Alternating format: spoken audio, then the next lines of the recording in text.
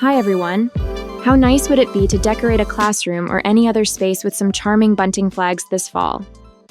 In this video, I'll show you how to create your own festive fall bunting flags using Studio. First, go to Studio and create an A4 canvas.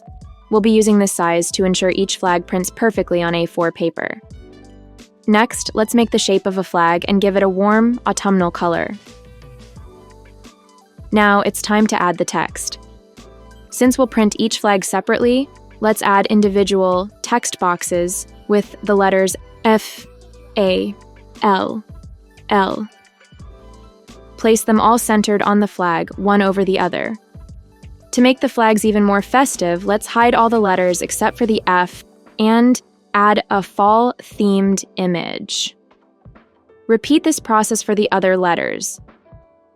Give each letter a different color for variety. Once your design is complete, it's time to save each flag. Start by saving an empty flag, then reveal the F and its image and download it. Continue this for each letter.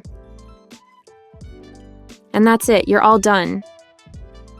Now you have a set of beautiful custom fall bunting flags ready to print and hang.